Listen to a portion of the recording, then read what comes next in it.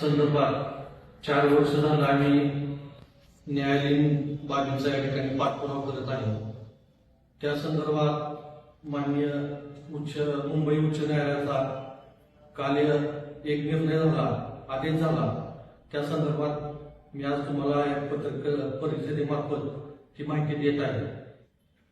भैरवनाथ मंगल कार्यालयाच्या जागेच्या संदर्भात जी 45 गुंठे जागा या ठिकाणी वेगवेगळ्या कारणासाठी भैरवनाथ यात्रा कमिटी वापरत आहे, त्या संदर्भात आम्ही माननीय कलेक्टर साहेबांना तक्रारी अर्ज दाखल केला होता की ज्या कारणासाठी ज्या प्रयोजनासाठी ही जागा घेतलेली आहे त्या प्रयोजनासाठी ही जागा वापरली जात नाही आणि आपण याच्यावरती कारवाई करावी। त्या संदर्भात माननीय तहसीलदार साहेबांना व प्रांत साहेबांना त्यांनी याचे आदेश काढून याची माहिती मागवली होती व ती माहिती या ठिकाणी याचा वापर हा वेगळ्याच कारणासाठी केला जात आहे असा अहवाल कलेक्टर साहेबांना प्राप्त झाला होता। त्याचा पाठपुरावा करत असताना आम्ही ती कारवाई व्हावी यासाठी माननीय कलेक्टर साहेबांना वारंवार पत्रव्यवहार करत होतो, प्रशासनाला पाठपुरावा करत होतो, पण अद्याप त्याच्यावर कोणती कारवाई झाली नव्हती। म्हणून आम्ही माननीय मुंबई उच्च न्यायालयामध्ये याचिका दाखल केली होती। त्या याचिकेचा परवा दिवशी निकाल आलेला आहे। त्या निकालामध्ये मुंबई उच्च न्यायालयाने माननीय कलेक्टर साहेबांना असे आदेश केले आहेत की जो अहवाल आहे त्या अहवालाचा सर्व तपशील घेऊन आपण या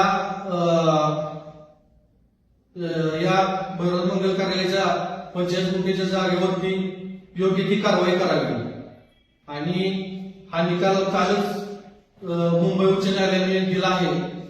त्या संदर्भात आज विटेकरांना एक आनंदाची बातमी खरंच म्हणावी लागेल, कारण की हे भैरवनाथ मंगल कार्यालय पहिल्यापासून या ठिकाणी लोक आपल्या विटेनगरीतील लग्नासाठी कार्यक्रमासाठी वापरत होती। त्यानंतर या ठिकाणी मनमानी कारभार जो झाला फर्निचर मॉलसाठी आणि एका गॅरेजसाठी ही जागा भाड्याने देण्यात आली व इतर कॉलेजच्या जागेसाठी ही जागा वापरली जात होती, पण विटेकर नागरिकांना याचा काहीच उपयोग होत नव्हता। त्याचं भाडं कुठं जातंय काय जातंय, धर्मदाय आयुक्तालयात आम्ही गेलो, त्यांचे जे अहवाल आहे ते सगळं बघितले तर तिथं कुठेही त्याचा हिशोब या ठिकाणी दाखवला गेला नाही। आज काय हे भाडं फक्त एफडी केल्या, इकडे केले तिकडे केले, त्या बँकेत आहे या बँकेत आहे, पण हा गावासमोर कुठेही या ठिकाणी खुलासा झालेला नाही, आजपर्यंत खर्च झालेला नाही। म्हणून आम्ही याचा पाठपुरावा करत असताना हा निकाल या ठिकाणी मुंबई उच्च न्यायालयात आला, ती आनंदाची बातमी आहे आज।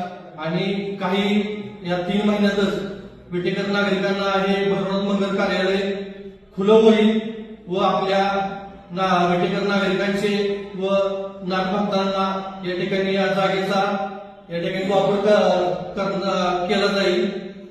यात्रा कमिटीची 4 गुंठे जागा जी मायनर रोडला आहे त्या संदर्भात आम्ही मध्ये उपोषण करून त्या जागेसंदर्भात सर्व कायदेशीर कागदपत्राची कारवाई या ठिकाणी झालेली आहे। त्या सर्व यात्रा कमिटीच्या नावावरती आहे, परंतु माननीय संदीप पाटील साहेब त्या ठिकाणी बंगला बांधून राहत आहेत। तर माझी त्या अध्यक्षांना अशी विनंती आहे की आपण त्यांना लवकरात लवकर त्या बंगल्यातून काढून टाकून ती जागा या ठिकाणी भैरवनाथ यात्रा कमिटीच्या स्वाधीन करावी व ती मोकळी करून घ्यावी। आणि संदीप पाटील साहेबांना माझा एक विनंती आहे की आम्ही सर्व कायदेशीर कारवाई करत आहोत, असं आपल्यालाही उद्या कोर्टाच्या मार्फत निकाल येईलच आणि आपल्याला तो बंगला खाली करावा लागेल व सर्व गावाला घेऊन आम्ही त्या तिथे त्या बंगला खाली करण्यासाठी संदर्भात जो पाठपुरावा लागेल तो आम्ही सर्व यात्रा कमिटीच्या मार्फत करणार आहोत। तर अध्यक्षांना माझी एवढीच विनंती आहे की कोणत्या कारणासाठी आपण तुम्ही त्यांना तिथं ठेवलेला आहे, तुमचा काय जो आर्थिक व्यवहार आहे तो तुम्ही पूर्ण करावा व तो बंगला खाली करावा अशी माझी या ठिकाणी त्यांना विनंती आहे। ती जागा ही विटेकरांची आहे, भैरवनाथ यात्रा कमिटीची आहे. त्यामध्ये कुणाचाही पैसा नाही, ती लोकांनी दान केलेली आहे आणि ती जागा आपण विकून त्या संदीप पाटील यांना दिलेली आहे. तर ती लोकांच्यासाठी व नाथभक्तांसाठी खुली व्हावी आणि नाथाच्या पालख्या तिथे ठेवण्यासाठी विसाव्यासाठी ती जागा आहे.